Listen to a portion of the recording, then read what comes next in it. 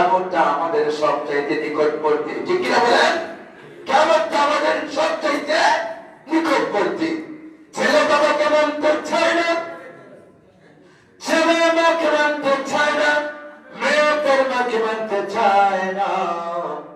আমার ভাইরা লক্ষ্য করুন কিভাবে হুজুর জগতের মধ্যে নবী রাসূলগণ এসেছেন 1,00,000 মতান্তরে 2,24,000 নবী রাসূলগণ এই জমিনের মধ্যে এসেছেন, ঠিক কিনা বলেন?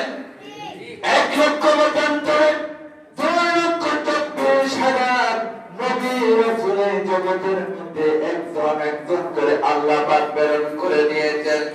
আমার বাবারা, আপনার আমার নবী মুহাম্মদুর রাসূলুল্লাহ সাল্লাল্লাহু আলাইহি ওয়াসাল্লাম সর্বপ্রথম নবী না সর্বশেষ নবী? কথা বলেন, সর্বপ্রথম নবী না শেষ নবী? শেষ নবী। আমার নবী বলেছেন আনা খাতামুন নবিয়্যিন লা নাবিয়্যা বা'দি, আমি হলাম নবীগণের শেষ নবী। আমার মনে আর নবী আসবে না। আনা খাতামুন নবিয়্যিন, আমি হলাম নবীগণের সর্বশেষ নবী। আনা খাতামুন নবিয়্যিন, আমি হলাম নবীগণের শেষ নবী। লা নাবিয়্যা, লাম হলো কি থাকে? লাম থাকে। লা নাবিয়্যা বা'দি, আল্লাহ নবীজি বলে দিলেন আমি হলাম নবীগণের শেষ নবী, আমার পরে আর কোন নবী আসবে না। আমি হলাম নবীগণের শেষ নবী, আমার পরে আর কোন নবী আসবে না। সুবহানাল্লাহ। সাহাবী জিজ্ঞাসা করলেন, ইয়া রাসূলুল্লাহ, ইয়া হাবিবাল্লাহ, আদম নবী তো প্রথম নবী, আদম নবীর আগে কি আপনাকে সৃষ্টি করা হয়েছিল? আল্লাহর নবী বলেন কুনতু নাবিয়্যান ওয়া আদামু বাইনার রূহি ওয়াল জাসাদ। আল্লাহর নবী বলেন, হে আমার কলিজার টুকরো সাহাবায়ে কেরাম, আল্লাহর নবী আদম আলাইহিস সালাতু সালাম যখন মাটি এবং পানিতে গড়াগড়ি করতেছেন, তাদের জিসিম তৈরি করা হয় নাই, তাদের রূপ ঢুকানো হয় নাই। আমার আল্লাহর নবী বলেন, আমি হলাম তখন থেকে খোদার নবী যখন আদম নবী যখন তার বডি তৈরি করা হয় নাই। কুনতু নাবিয়্যান ওয়া আদামু বাইনার রূহি ওয়াল জাসাদ, যখন আদম নবীর জিসিম তৈরি করা হয় নাই, রূপ তৈরি করা হয় নাই, তখন থেকেই হলাম আমি খোদার পিয়ারা নবী। সুবহানাল্লাহ। দেখেন, লক্ষ্য করেন আমার বাবারা, কেন কথা বললাম? আপনার নাম শুনেছেন গোলাম আহমদ কাদিয়ানী, কার নাম বলছি? গোলাম আহমদ কাদিয়ানী। এটা কাদিয়ানী সম্প্রদায়ের হেড অফ দ্য ডিপার্টমেন্ট গোলাম আহমদ কাদিয়ানী। ওই গোলাম আহমদ কাদিয়ানী নবুয়তি দাবি করেছিল। সে বলেছিল ওই নবীর পরে হলাম আমি নবী। কেন এই কথা বললেন? আমি হলাম ঈসা আলাইহিস সালাতু সালামের পরে। ও আমার ভাইরা, ও আমার বাবারা, লক্ষ্য করেন কথাগুলো। আল্লাহর নবী বলেছে আমি হলাম শেষ নবী, আমার পরে কোন নবী আসবেন না। আল্লাহর কুরআন কি সাক্ষী দেয়? আল্লাহর কুরআনের ভিতরে বলা হয়েছে মা কানা মুহাম্মাদুন আবা আহাদিন মির রিজালিকুম ওয়ালাকিন রাসূলুল্লাহ ওয়ালাকিন রাসূলুল্লাহি ওয়া খাতামান নাবিয়্যিন। সুবহানাল্লাহ।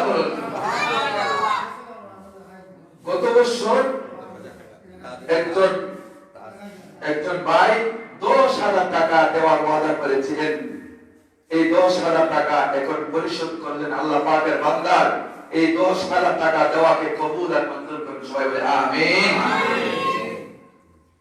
আমি বলতেছিলাম আমার বাবা লক্ষ্য করুন, গোলাম মাহমুদ কাদিয়ানী নবুয়তি দাবি করলো। কথা বলে শুনতে হবে, সচেতন হওয়ার জন্য কথা বলে বলতেছি। গোলাম মাহমুদ কাদিয়ানী নবুয়তি দাবি করলো, কিন্তু আল্লাহর নবী বলেছে আমি হলাম নবীগণের শেষ নবী, আমার পরে আর কোন নবী আসবে না। আমার আল্লাহ বলেছেন মা কানা মুহাম্মাদুন আবা আহাদিন মির রিজালিকুম, রিজাল শব্দের অর্থ রাজুল থেকে, অর্থাৎ পুরুষের বেলায় বলা হয়েছে। আমার আল্লাহ বলেছেন, আমার আল্লাহ বলেছেন আমার হাবিবকে প্রেরণ করেছি, আমি কোন পূর্ণ পুরুষের পিতা বানাইয়া আমি প্রেরণ করি নাই। সুবহানাল্লাহ।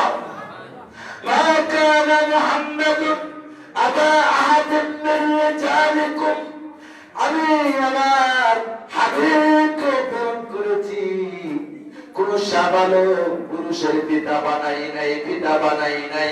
আবা আহাদিন মির রিজালিকুম ওয়ালাকির রাসূলুল্লাহ, আমি আমার হাবিবকে আমার নবী বানাইয়া পাঠাইছি, আমার রাসূল বানাইয়া পাঠাইছি।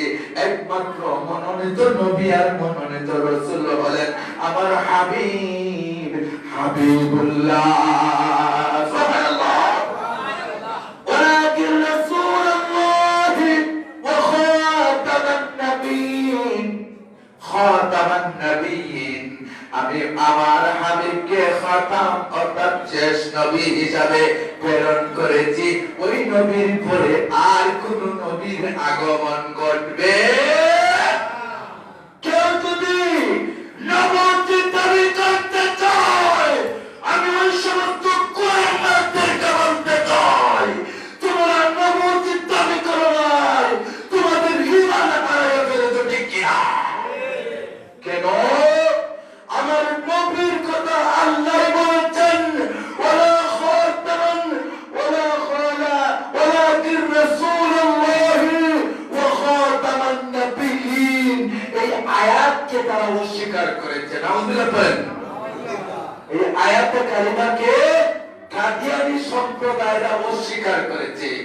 কোরআন শরীফের যদি একটা হরফ কোন মানুষ অস্বীকার করে তার ঈমান থাকবে না ভাই, ঈমান থাকবে না। যেখানে আমার আল্লাহ বলেছেন যালিকাল কিতাবু লা রাইবা ফীহি, যালিকাল কিতাব, আমি এমন একটা কিতাব তোমাদের মধ্যে প্রেরণ করেছি যেই কিতাবের ভিতরে লা রাইবা ফীহি, ওই কিতাবের ভিতরে সন্দেহের কোনো অবকাশ নাই, বিন্দু পরিমাণ কোনো সন্দেহ করা যাবে। কোন মানুষ যদি একটা হরফকে অবিশ্বাস করে, একটা হরফকে অস্বীকার করে, তাহলে আমরা তাদেরকে ঈমানদার বলতে পারি? তারা কি করেছে? একটা হরফকে শুধু অস্বীকার করে নাই, গোটা একটা আয়াতকে তারা অস্বীকার করেছে। ওয়ালাকির রাসূলুল্লাহ ওয়া খাতামান নবিয়্যিন, আমি এমন একজন রাসূল পাঠাইছি, ওই রাসূলের পরে ওই নবীর পরে আর কোন রাসূল আর কোন নবী জগতে যাবে না, যাবে না। আর তারা বলে ঈসা নবী তো সুসংবাদ দিয়েছেন, ঈসা নবী তো সুসংবাদ দিয়েছেন, ঈসা নবী সুসংবাদ দিয়েছেন। কিসের সুসংবাদ? তারা বলে কাদিয়ানী সম্প্রদায়রা ওরা কেউ সিলা বানাইয়া বলে ঈসা নবী বলেছেন, ওই কাদিয়ানী সম্প্রদায়ের কথা নাকি। আমার বাবারা এখানের ভিতরে নোট করে নিয়ে আসলাম। ও আমার বাবারা লক্ষ্য করো, তারা কাদিয়ানী সম্প্রদায় বলে, ওই গোলাম আহমদ কাদিয়ানী ওই আয়াতকে ইশারা করে বলে ওয়াইদ ক্বালা ঈসা ইবনু মারইয়াম ইয়া বানি ইসরাঈল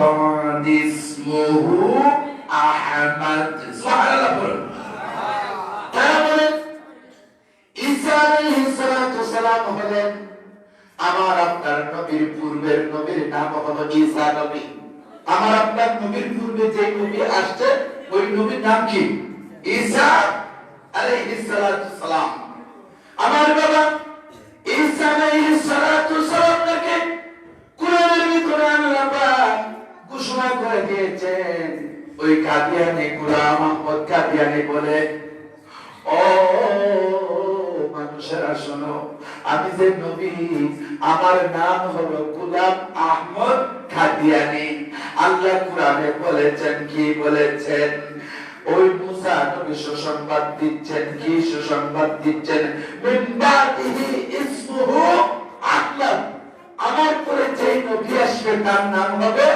আহমদ আমার ভাই ওই গোলাম আহমদ কাদিয়ানি বলে আমার নামের প্রথম শব্দ বাদ দিলাম অর্থাৎ গোলাম পরের শব্দটার নাম হলো আহমদ এর বাদের শব্দের নাম হলো কি কাদিয়ানি অর্থাৎ প্রথম শব্দটা গোলাম আমি বাদ দিলাম দ্বিতীয় শব্দ আহমদ আমি রাখলাম তৃতীয় শব্দ কাদিয়ানি আমি বাদ দিলাম তাহলে থাকলো কি আহমদ থাকলো কি আহমদ এই কাফের কট্টর কাফেরের সাথে মুনাজারা করার জন্য সেই যুগের একজন বুজুর্গ তার নাম হলো আতাউল্লাহ বুখারী নামটা কি আতাউল্লাহ বুখারী রাহিমাহুল্লাহু তাআলা উনি বলেন এ কট্টর কাফের তুই যে নবুয়তি দাবি করলে লক্ষ লক্ষ মানুষের সরম সেখানের ভিতরে মাইকটা হাতে নিয়া আতাউল্লাহ বুখারী বললেন আমার নবী হলেন শেষ নবী আর তুই গোলাম আহমদ কাদিয়ানি নবুয়তি দাবি করলে শুন আসলে তুই নবী না বলে কিভাবে আমি নবী না ঈসা নবী তো সুসংবাদ দিয়েছেন কিন্তু ঈসা নবী সুসংবাদ দিয়েছেন ইসমুহু আহমদ আমার পরে যেই নবী আসবে তার নাম হবে আহমদ ও আতাউল্লাহ বুখারী কোরআনের ভিতরে তো ওই আয়াত এসেছে আমার নাম এসেছে তাহলে আমার নাম আহমদ গোলাম বাদ দিলাম আহমদ রাখলাম কাদিয়ানি বাদ দিলাম তাহলে আমার নাম হয়ে গেল আহমদ তাহলে কোরআনের ভাষা অনুযায়ী আমি নবী নাউজুবিল্লাহ বলে এই কট্টর কাদিয়ানি সম্প্রদায়ের উৎপাদক গোলাম আহমদ কাদিয়ানি তাদের যে উৎপত্তি করেছিল ওই গোলাম আহমদ কাদিয়ানি সম্প্রদায় এই সমাজের মধ্যে ছিল আজকে কিয়ামত পর্যন্ত থাকবে ঠিক কিনা বলেন এরা হলো ইহুদিদের দালাল খ্রিস্টানদের দালাল ঠিক কিনা আমার ভাইরা আতাউল্লাহ বুখারী উনি বলেন তুমি নবুয়তি দাবি করছো তাহলে আমার কথা শুনো আমি আতাউল্লাহ বুখারী আমার নামের পূর্বে যে আতা শব্দটা কাটলাম উল্লাহ মানে আল্লাহ শব্দ রাখলাম আর বুখারী শব্দ কাটলাম কাটিয়া আমার নাম হয়ে গেল কি আল্লাহ আমার নাম কি হয়ে গেল আল্লাহ আমি আতাউল্লাহ বুখারী আল্লাহ হয়ে গেলাম আল্লাহ তুই যে নবুয়তি দাবি করেছ গোলাম আহমদ কাদিয়ানি আমি আল্লাহ হইয়া তোর নবুয়তি কেটে দিলাম তুই যে নবুয়তি দাবি করছো তোর নবুয়তি কেটে দিলাম তুই নবী না তোকে আমি নবুয়তির দফতর থেকে নাম কেটে দিয়া কাফেরের নামটা লিস্টের মধ্যে লিখে দিলাম তুই কট্টর কাফের জাহান্নামে ঠিক না আতাউল্লাহ বুখারীর কথা শুনে বলে আয় কি বলে মুনাজারা ইলম লাগে নারী ইলম ছাড়াই আকলি জ্ঞান দিয়া আতাউল্লাহ বুখারীকে এই গোলাম আহমদ সম্প্রদায়ের প্রধান সেনাপতিকে অবশেষে তার মৃত্যু হলো টয়লেটের ভিতরে কোথায় মৃত্যু হয়েছে টয়লেটের ভিতরে নবীরা যেখানে ইন্তেকাল করেন সেখানে তাদের দাফন কাফন করা হয় সুবহানাল্লাহ বলেন নবীরা যেখানে ইন্তেকাল করে সেখানে দাফন কাফন করা হয়। এখন গোলাম আহমদ কাদিয়ানী যে কি করেছিল, নবুয়তি দাবি করেছিল, এখন নবী তো এখন টয়লেটের ভিতরে তাকে মাটি দিতে হবে, ঠিক কি না? গোলাম আহমদ কাদিয়ানী সম্প্রদায়ের প্রধান প্রণেতা যে, তাকে পায়খানার ভিতরে ইন্তেকাল করেছে, মারা গেছে। মারা যাওয়ায় তাকে কি করতে হবে, টয়লেটের ভিতরে দাফন কাফন করতে হবে, ঠিক কি না? অবশেষে এই সম্প্রদায়ের কয়েকটা বস্তু আমাদের বাজারজাত করা হয়। এটার মধ্যে এক নাম্বার হলো আরএফএল কোম্পানির যত আরএফএল প্লাস্টিক আছে, প্রাণের কোম্পানির যত ধরনের প্রোডাক্ট আছে, ডেইলি স্টার, ইনকালাব, এই চারটা বস্তু আমরা ধরবো না, চলবো না, কিনবো না, বিক্রয় করবো না, ওটা করা যাবে না। এই চারটা বস্তু হলো আরএফএল এর প্লাস্টিক, প্রাণ কোম্পানি, নিউ স্টার, ইনকালাব, এই চারটা বস্তু ধরবো না, কিনবো না, বিক্রয় করবো না।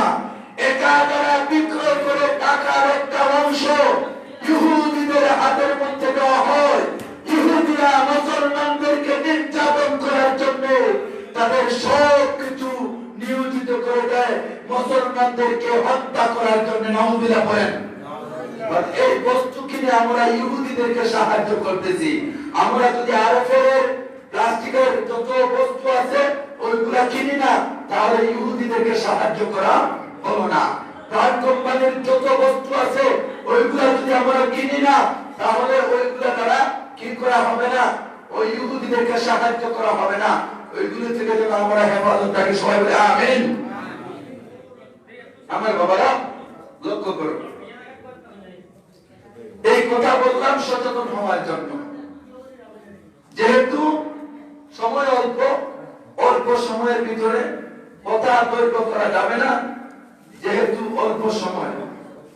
এখানের ভিতরে আমার এক ভাই এখানে আসে, এক ভাই প্রশ্ন দিয়েছেন, মানুষ কয় প্রকার, মানুষ কয় প্রকার।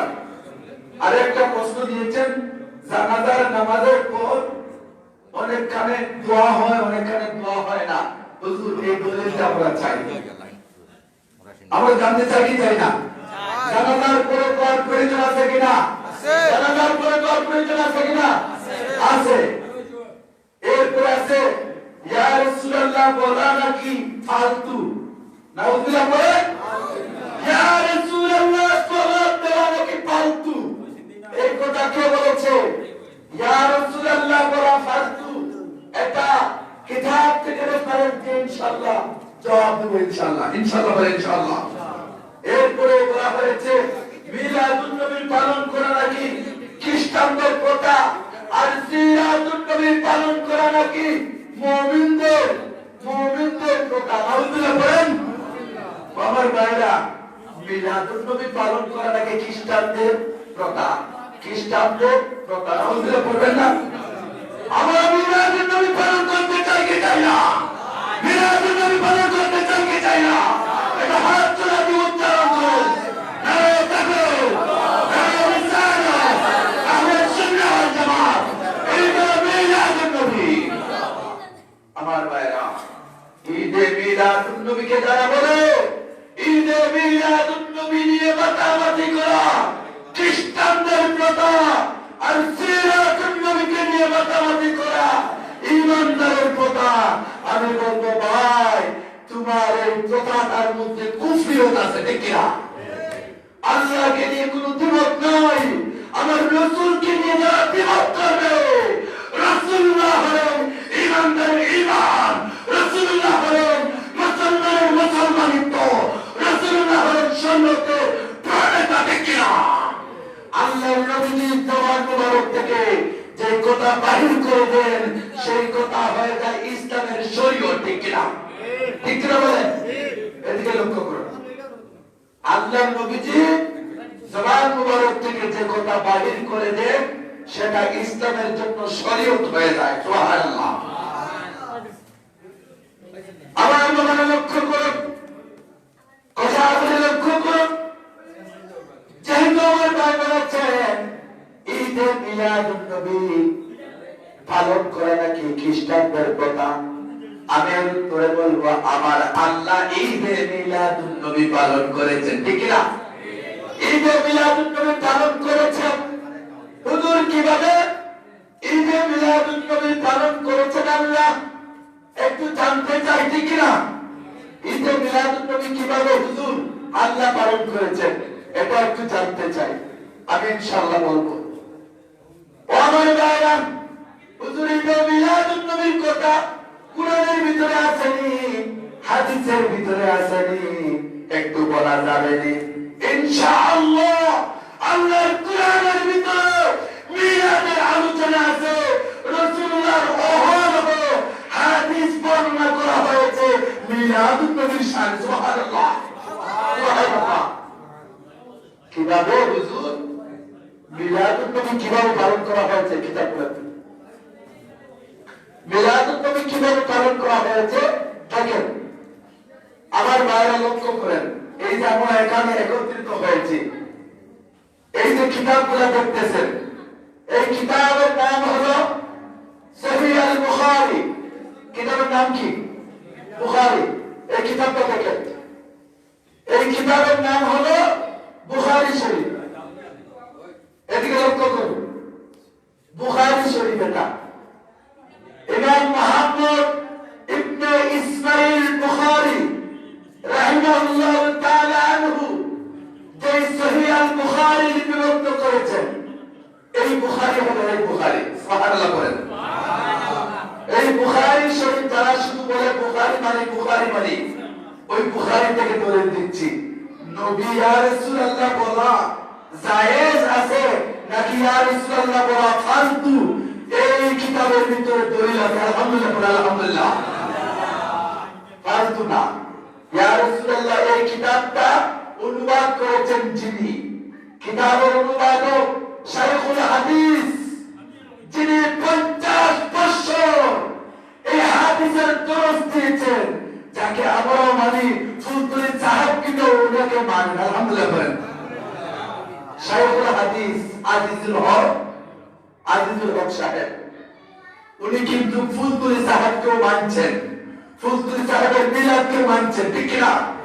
বাবা ভাই, ইয়া রাসূলুল্লাহ স্লোগান ফালতু যদি হয়ে যায়, আমি বলবো শাইখুল হাদিস আজিজুল হক সাহেব, যিনি 50 বছর বুখারী শরীফের দরস দিয়েছেন, উনি ওই কিতাব অনুবাদ করেছেন বাংলাতে অনুবাদ করে। আমি আমার কথা বলি নাই, এখানের ভিতরে তুলে দিয়েছেন। এটা হলো ৫ম নাম্বার খণ্ড। কত নাম্বার খণ্ড? ৫ম নাম্বার খণ্ড। ৫ম নাম্বার খণ্ডের ৩৮ নাম্বার পৃষ্ঠা। কত নাম্বার পৃষ্ঠা? ৩৮ নাম্বার পৃষ্ঠা। ৩৮ নাম্বার পৃষ্ঠার ভিতরে বলেছেন, ইয়া নবী সালাম আলাইকা, হে আল্লাহর নবী তোমাকে সালাম। ইয়া রাসূল সালাম আলাইকা, হে আল্লাহর রাসূল তোমাকে সালাম। ইয়া হাবিব সালাম আলাইকা, হে আল্লাহর হাবিব তোমাকে সালাম। সালাওয়াতুল্লাহ আলাইকা, তোমার শরণে সদা সালাম সালাম। সুবহানাল্লাহ। আজিজুল হক সাহেব এখানে বেদাত আর শিরকের কথা বলেন নাই, ফালতু বলেন নাই, তোমাদের মূলের মূল মাহমুদুল আলম সাহেব, তোমার বাবা এটা লিখেছেন, তুমি বলেছো ইয়া রাসূলুল্লাহ স্লোগান দেওয়া নাকি ফালতু, ইয়া রাসূলুল্লাহ স্লোগান দেওয়া নাকি বেদাত, মিলাদুন নবী নাকি এটা খ্রিস্টানদের কথা। তোমার বাবা এটা অনুবাদ করেছেন, তোমার বাবা বলেছেন ইয়া নবী সালাম আলাইকা, ইয়া রাসূল সালাম আলাইকা, ইয়া হাবিব সালাম আলাইকা, সালাওয়াতুল্লাহ আলাইকা। তোমার বাবা কি এখানের মধ্যে খ্রিস্টানদের কথা পালন করেছেন? আল্লাহর নবীর শানে দাঁড়াইয়া সালামের কথা বলেছেন, সালাম দিয়েছেন। সুবহানাল্লাহ।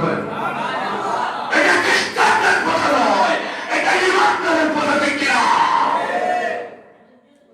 তাহলে শাইখুল হাদিস সাহেবকে তোমরা কবর থেকে তুলিয়া ওই কিতাব সংশোধন করো, তাহলে আমরা মানবো, ঠিক না? কিতাব সংশোধন করো। এখানের মধ্যে বলেছেন ভাই আপনারা পড়বেন, এটা মিথ্যা বলি নাই এটা। এরপরে শেষ না, এই কিতাবটা শাইখুল হাদিস সাহেব লিখেছেন।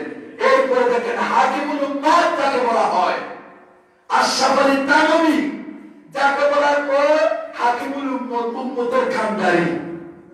উম্মতের কান্ডারি, আমার নবীকে উম্মতের কান্ডারি বললে নাকি বেদাত হয়, কিন্তু আশরাফ আলী থানভী উনাকে বলা হচ্ছে হাকিমুল উম্মত, উম্মতের হাকিম নাকি। আরে উনি লিখেছেন ওই কিতাব। আমি ফালতু কথা বলি নাই, দলিল দিচ্ছি, এখান থেকে কিতাব সংগ্রহ করবেন। এটা হলো বেহেশতের জ্বর, নামটা কি বলেন? বেহেশতের, বেহেশতের জ্বর। এই কিতাবটা লিখেছেন কে? আশরাফ আলী থানভী রাহমাতুল্লাহ আলাইহি।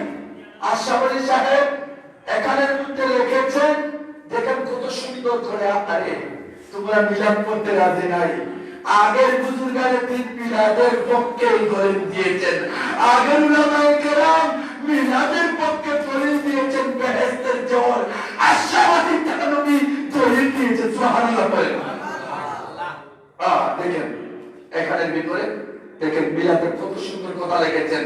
উনি লিখেছেন পূর্ব যুগে আম্বিয়ায়ে কেরাম, আউলিয়ায়ে কেরামের জীবনী অতিমাত্রা আলোচনা করুন, তাহাই হইবে প্রকৃত মিলাদ মাহফিল। কিন্তু অনেকে মিলাদ মাহফিলে বিনা তাহকিক বাজে মিথ্যা মাউযু রওয়ায়াত পাঠে আলোচনা করিয়া বাদ পাতুর্য দেখায় চতুষ্পদ যন্ত্রের মতো। কিন্তু না, মিলাদ মাহফিল প্রথা পালন করা এটা হলো নবীর শান মান গাওয়া, এটা হলো নবীর উপরে মিলাদ পড়া, এটা নিয়ে দ্বিমত পোষণ করা, এটা ফিতনা ফাসাদ তৈরি করা যাবে না। এটা তোমরা পারলে পালন করবা, নয়তো বাধা দিবা। ওই কিতাবের ভিতরে তুলে দিয়েছেন আশরাফ আলী থানভী, উনি বলেছেন মিলাদের পক্ষে দলিল। সুবহানাল্লাহ বলেন। আমার ভাই, আমরা মিলাদ তো অযথা করি না। মিলাদুন নবী প্রশ্ন হলো, ঈদ শব্দের অর্থ হলো খুশি, আর মিলাদ শব্দের অর্থ হলো কি? জন্ম, ঠিক কি না? আমার ভাইরা লক্ষ্য করুন, আল্লাহ রাব্বুল আলামিন মিলাদ কিভাবে পালন করেছেন, মিলাদুন নবী কিভাবে পালন করেছেন। আমার বাবারা, আল্লাহর কোরআনের ভিতরে কিভাবে মিলাদের দলিল আছে, ইনশাআল্লাহ দলিল দিয়ে যাব। আমার বাবারা, আল্লাহ পাক সমস্ত রূহগুলোকে একত্রিত করে আমরা এই দুনিয়ায় আসার আগে কোথায় ছিলাম? মায়ের রেহেমের ভিতরে। আলমের রেহেম যাকে বলা হয়, আলমের রেহেমের ভিতরে ছিলাম।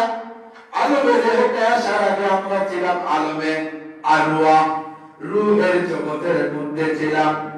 আলমে আরওয়ার জগতে যখন ছিলাম রে বাবা, তখন আমার রূহটাও ছিল, আমার ভাইয়ের রূহ ছিল, আমার বাবার রূহ ছিল, আমার দাদার রূহ ছিল, আমার মুর্শিদের রূহ ছিল, শাহজালাল ইয়ামনের রূহ ছিল, শাহ ফরহাদ মুজাদ্দিদ ইয়ামনের রূহ ছিল, ফুতুরে সাহেব কিবলার রূহ ছিল, নবী রাসূলগণের রূহ ছিল। সেখানের মধ্যে আলমে আরওয়ার জগতের মধ্যে সবার রূহকে আল্লাহ পাক একত্রিত করে আমার রব্বুল আলামিন একটা সম্মেলনের ব্যবস্থা করেছেন। ওই সম্মেলনের নাম দিয়েছেন আমার আল্লাহ একত্ববাদের সম্মেলন, তাওহীদি মহা সম্মেলন, আল্লাহকে স্বীকৃতির সম্মেলন। সুবহানাল্লাহ বলে। নামটা কি দিয়েছেন? তাওহীদি মহা সম্মেলন। অনেক সময় দেখবেন ভাইরা এখানের উপরে তুলতে গেছেন নারে তাকবীর, আল্লাহু আকবার, নারে রিসালাতের জায়গা দ্বীন ইসলাম জিন্দাবাদ লেখেন। ও আমার ভাইরা, আল্লাহর রাসূলের যদি আগমন হতো না, তাহলে কি দ্বীন ইসলাম এই দুনিয়ায় আসতো? আসতো নাকি? আল্লাহর পরে যার স্থান, তিনি হলেন মুহাম্মাদুর রাসূলুল্লাহ সাল্লাল্লাহু আলাইহি ওয়াসাল্লাম। আমরা যারা ইয়া রাসূলুল্লাহ দেখি এখানের মধ্যে নারে রিসালাত, ইয়া রাসূলুল্লাহ কথাগুলি ফলো করতে হবে। আল্লাহর নাম আগে, পরে নবীর নাম, ঠিক না? পরে হলো দ্বীন ইসলামের নাম, পরে ওলিয়া উলিয়াদের নাম। আলহামদুলিল্লাহ বলেন। নারে তাকবীর, আল্লাহু আকবার, নারে রিসালাত, ইয়া রাসূলুল্লাহ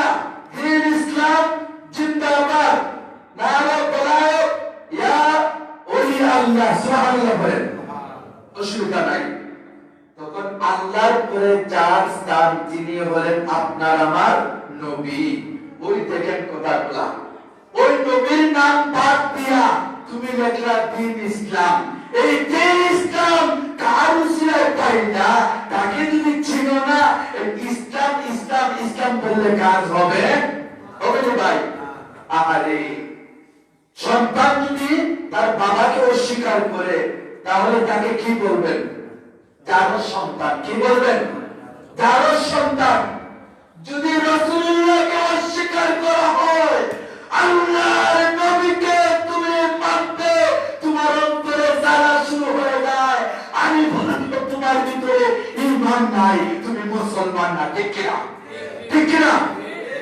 নবীকে মানতে অসুবিধা হয়, নবীর উসিলায় ইসলাম পাই না, আর ওই নবীর নাম লিখতে তোমার জ্বালা শুরু হয়ে যায়। নাউযুবিল্লাহ বল। আমার বাবারা, এজন্য দ্বীন ইসলামের পূর্বে লিখতে হবে নারে রিসালাত ইয়া রাসূলুল্লাহ, আল্লাহর পরে তার স্থান যিনি হলেন নবী মুহাম্মাদুর রাসূলুল্লাহ সাল্লাল্লাহু আলাইহি ওয়াসাল্লাম। এজন্য আমরা যারা দ্বীন ইসলাম লেখা হয়, যারা দ্বীন ইসলাম লেখেন, আমার বাবা আপনারা দ্বীন ইসলামের পূর্বে লিখবেন নারে রিসালাত ইয়া রাসূলুল্লাহ সাল্লাল্লাহু আলাইহি ওয়াসাল্লাম। আলহামদুলিল্লাহ, আলহামদুলিল্লাহ। আমার বাবারা, দ্বিতীয় নাম্বার কথা, আলমে আরওয়ার জগতের মধ্যে আল্লাহ একটা সম্মেলনের ব্যবস্থা করেছেন। ওই সম্মেলনের নামটা কি বলেন? নামটা কি? তাওহীদি মহাসম্মেলন। তাওহীদি মহাসম্মেলন। সেখানের মধ্যে আমার রূহ, আপনার রূহ, নবীর রূহ, আউলিয়া কেরামের রূহ, সবার রূহ, হিন্দু, খ্রিস্টান, বৌদ্ধ, মুসলমান, মুমিন সবার রূহ একত্রিত তখন ছিল। আলহামদুলিল্লাহ করেন। তখন কোনো ভেদাভেদ ছিল না, তখন কোনো ধর্ম বর্ণ কোনো কিছুই ছিল না। তখন ছিলাম আলমে আরওয়ার জগতের মধ্যে। আলমে আরওয়ার জগতের মধ্যে সমস্ত রূহগুলোকে আব্বাবে আল্লাহ পাক একত্রিত করলেন, করে আমার আল্লাহ বক্তব্য দিচ্ছেন, বয়ান দিচ্ছেন। বয়ান কি? বয়ান দিচ্ছেন আলাস্তু বিরাব্বিকুম, আলাস্তু বিরাব্বিকুম। সমস্ত রূহকে একত্রিত করে আল্লাহ পাক বয়ান দিচ্ছেন, বয়ান দিচ্ছেন, ওয়াদা করাচ্ছেন সমস্ত রূহদেরকে, বলতেছেন আমি কি তোমাদের রব নয়? আমি কি তোমাদের রব নয়? আলাস্তু বিরাব্বিকুম, আমি কি তোমাদের রব নয়? আল্লাহ পাক এই প্রশ্নের জবাব তখন আমরা দিতে পারি নাই। হুজুর তাহলে কে দিয়েছিলেন? কে দিয়েছিলেন? তখন আমার ভাইরা, আপনার আমার নবী মুহাম্মাদুর রাসূলুল্লাহ রূহ মুবারক তখন ওইখানে ছিল। আল্লাহ নবীজি অগ্রসর হইয়া সমস্ত রূহকে টিঙ্গলা সামনে গিয়া আল্লাহ তাদের প্রশ্নের জবাব দিয়া বলেছিল কালু বালা, কালু বালা, অবশ্যই অবশ্যই আপনি আমার রব, আপনি আমাদের রব, আপনি আমাদের রব।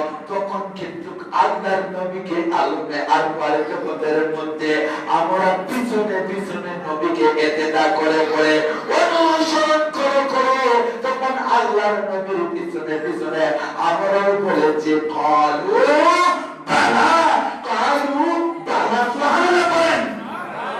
কেন হুজুর? আমার আল্লাহ বলেছেন আতিউল্লাহ ওয়া আতিউর রাসূল। আমি আল্লাহর ইত্তেদা যদি তোমরা করতে চাও, আমার বন্ধুর ইত্তেদা করে নাও। আমার বন্ধুর ইত্তেদা করা মানে হলো আমি আল্লাহর অনুসরণ করা, আমি আল্লাহর ইত্তেদা করা।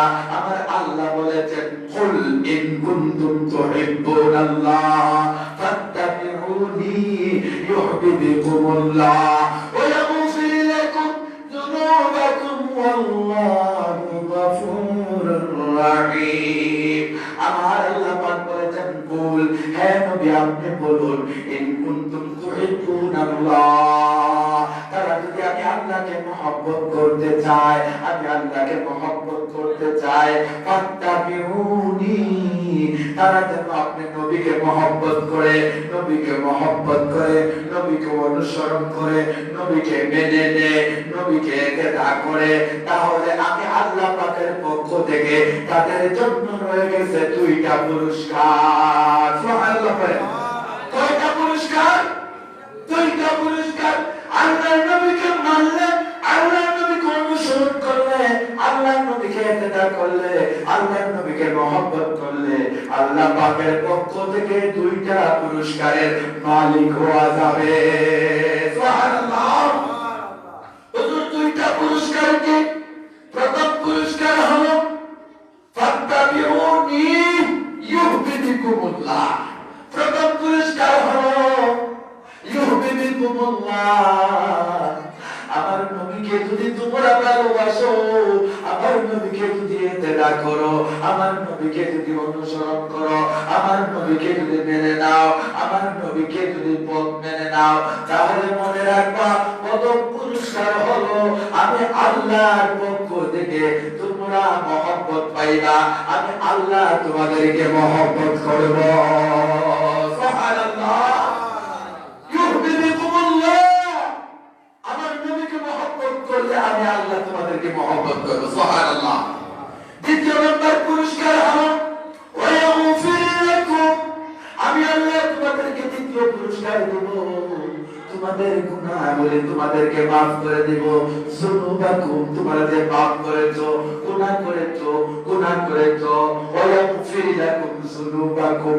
আমি আল্লাহ পাক তোমাদের গুনাহগুলিকে মাফ করে দিব, মাফ করে দিব। সুবহানাল্লাহ। আল্লাহু আকবার। ইয়া রাসূলুল্লাহ। আমার ভাইরা, নবীর মহব্বত নামাজ ছাড়া হবে না, রোজা ছাড়া নবীর মহব্বত হবে না, দাড়ি খাটিয়ে নবীর মহব্বত হবে না, মা বাবার খেদমত ছাড়া নবীর মহব্বত হবে না, হজ ছাড়া নবীর মহব্বত হবে না, যাকাত ছাড়া নবীর মহব্বত হবে না। আমার নবী বলেছেন, ও আমার উম্মতেরা শোনো, মান আহাব্বা সুন্নতি ফাকাদ আহাব্বানি ওয়া মান আহাব্বানি কানা মা'i ফিল জান্নাহ। আমার উম্মতের তোমরা যদি আমি নবীকে মহব্বত করতে চাও, আমি নবীকে মানতে চাও, আমি নবীকে ভালোবাসতে চাও, তাহলে ফাত্তাবিউ। আমার নবীজি বলছেন, আমার নবীজি বলছেন, মান আহাব্বা সুন্নতি ফাকাদ আহাব্বানি। আমি নবীকে যদি মহব্বত করতে চাও, আমার সুন্নতকে মহব্বত করো, আমি নবীর সুন্নতকে মহব্বত করো, আমি নবীর সুন্নতকে যদি তোমরা মেনে নাও, মাথা থেকে নিয়ে পায়ের পাতা পর্যন্ত, জন্ম থেকে নিয়ে কবর পর্যন্ত, আপনার ব্যক্তিগত জীবন, পারিবারিক জীবন, সামাজিক জীবন, রাষ্ট্রীয় জীবন, এমনকি আন্তর্জাতিক জীবন পর্যন্ত যদি আমি নবীর সুন্নত মোতাবেক পরিচালনা করতে পারো, তাহলে আমি নবী কথা দিলাম রে, কাল হাসরের ময়দানে তোমাদেরকে বাছাই করে করে আল্লাহর জান্নাতে পৌঁছায়া দিব। মান আহাব্বা সুন্নতি ফাকাদ আহাব্বানি ওয়া মান আহাব্বানি কানা মা'i ফিল জান্নাহ। আল্লাহর নবী বলেন, মা'i ফিল জান্নাহ, তোমাদেরকে জান্নাতে পৌঁছায়া দিব, শাফাআত করব, সুপারিশ করব, হাউজে কাউসারের পানি পিলাইয়া তোমাদেরকে জান্নাতে পৌঁছায়া দিব। সুবহানাল্লাহ। তাহলে নবীর মহব্বত সুন্নত ধরে না ছাড়িয়া, সুন্নত ধরতে হবে নাকি ছাড়তে হবে? ধরতে হবে। ও আমার যুবক ভাইরা, লক্ষ্য করুন, 24টা ঘন্টা এক শ্রেণীর মানুষ আছে, 24 ঘন্টা নেকি করতে থাকে, নেকি করতে থাকে। আর এক শ্রেণীর মানুষ আছে 24 ঘন্টা কবিরা গুনাহ করে, কবিরা গুনাহ। কিসের গুনাহ? কবিরা গুনাহ করে। এক শ্রেণীর মানুষ হলো তারা, যারা 24 ঘন্টা নেকির মধ্যে লিপ্ত থাকে। আরেক শ্রেণীর মানুষ আছে 24 ঘন্টা কবিরা গুনার মধ্যে লিপ্ত থাকে। সুবহানাল্লাহ বলেন। তাহলে কোন শ্রেণীর মানুষ পাওয়া গেল? দুই শ্রেণীর মানুষ। এক শ্রেণীর মানুষ 24 ঘন্টা আল্লাহর গোলামের ভিতরে থাকে, আরেক শ্রেণীর মানুষ 24 ঘন্টা আল্লাহর নাফরমানের মধ্যে থাকে। নাউযুবিল্লাহ বলেন। হুজুর দুই শ্রেণীর মানুষ কারা কারা? এক শ্রেণীর মানুষ হলো যারা ফজরের নামাজ পড়িয়া জামাতের সহিত ইমাম সাহেব হুজুরের পিছনে এসে তাকবীরে উলার সহিত যদি আল্লাহর কোন গোলামের দলেরা আল্লাহর কোন গোলাম যদি ইমাম সাহেব হুজুরের পিছনে ফজরের নামাজ তাকবীরে উলার সহিত আদায় করে আবার ওই বান্দাটা যোহরের নামাজের নিয়ত করে আল্লাহ যোহর পর্যন্ত যদি আমি বেঁচে থাকি আল্লাহ মসজিদে গিয়ে ইমাম সাহেব হুজুরের পিছনে যোহরের নামাজ তাকবীরে উলার সহিত আদায় করব। আল্লাহর বান্দারা যদি যোহরের নামাজ জামাতে তাকবীরে উলার সহিত আদায় করে আবার আসরের নামাজের অপেক্ষায় থাকে, আবার আসরের নামাজ পড়ে যদি তাকবীরে উলার সহিত ইমাম সাহেব হুজুরের পিছনে আবার মাগরিবের নামাজের অপেক্ষায় থাকে, মাগরিবের নামাজ যদি জামাতের সহিত আদায় করিয়া এশার নামাজের অপেক্ষায় থাকে, এশার নামাজ আদায় করিয়া যদি আল্লাহর গোলামের দলেরা ওযু করিয়া সুন্নাত তরিকায় ঘুমাইয়া যায়, আল্লাহর বান্দা বলে আল্লাহুম্মা বিসমিকা আমুতু মাহিয়া, ও আল্লাহ তোমার নামে আমি ঘুমাইলাম, তোমার নামে আমি মৃত্যুবরণ করলাম। আল্লাহ যদি হায়াতে বাকি থাকে গো আল্লাহ, রাত্রে অনেক যুবক ঘুমাইতে যায়, সকাল বেলা দেখা যায় নিদ্রা অবস্থায় তার জীবন চলে গেছে, ইন্তেকাল করে গিয়েছে, মৃত্যুর খবর মাইকে এলানো হয়ে গেছে সকাল বেলা। অনেক বাবারা চাচারা নিদ্রা রাত্রির গভীর রজনীতে চলে গেছে, ওই নিদ্রা থেকে আর সূর্যের মুখ দেখা হয় না রে বাবা, দেখা হয় না। এই বিছানার মধ্যে পড়ে ওই মানুষটা দুনিয়া ছেড়ে অন্ধকার কবরে রওনা হয়ে যায়। আল্লাহর গোলামের দলেরা আল্লাহর নবী বলে দিলেন যদি এশার নামাজ পড়িয়া ওযু করিয়া সুন্নাত তরিকায় ডান করতে যদি আপনি দোয়া পড়ে ঘুমায়া যাওয়ার নিয়ত করেন, আল্লাহ যদি ফজরের পর পর্যন্ত যদি আমার হায়াতের রশি বাকি থাকে, আল্লাহ ফজরের নামাজে আমি ইমাম সাহেব হুজুরের পিছনে এসে তাকবীরে উলার সহিত নামাজ আদায় করতে পারি। আল্লাহর নবী বলেছিলেন ফজরের নামাজ আল্লাহর গোলামটা এসে তাকবীরে উলার সহিত মসজিদে আদায় করলো, আল্লাহর গোলামের আমলনামার ভিতরে একজন ব্যক্তি যদি সারা রাত তাহাজ্জুদের নামাজ আদায় করতে থাকে, নফল নামাজ আদায় করতে থাকে, আমার নবীজি বলেছে ওই যে ব্যক্তিটা তাকবীরে উলার সহিত জামাতে নামাজ আদায় করেছে, ওই ব্যক্তিটা ঘুমায়া গেল, এশার নামাজ পড়ে আবার ফজরের নামাজ জামাতে এসে মসজিদে আদায় করলো। আল্লাহর নবী বলেন একজন মানুষ জাগ্রত থাকিয়া নফল ইবাদত করেছে সওয়াবের মালিক হয়ে যাবে। ওই মানুষটা এশার নামাজ পড়িয়া আবার ফজরের নামাজ জামাতে পড়ার কারণে ওই বান্দাটার আমলনামায় এশা থেকে নিয়ে ফজর পর্যন্ত সারা রাত জাগ্রত থেকে যে সওয়াব হয়েছিল ওই সওয়াব ওই বান্দার আমলনামায় দিয়ে দিবে। এশা থেকে ফজর পর্যন্ত সারা রাতে সব পাওয়া গেল জামাতে নামাজ আদায় করার কারণে। এরপরে হুজুর দিনের সব কিভাবে পাইব? ফজরের নামাজ পড়েছিলেন, নামাজ পড়েছিলেন, জামাতে এসে তাকবীরে উলার সহিত আল্লাহর নবীজি বলেন ওই ফজর থেকে নিয়ে যোহর পর্যন্ত আকাঙ্ক্ষা থাকার কারণে, নিয়ত থাকার কারণে আল্লাহ যোহর নামাজ আদায় করব।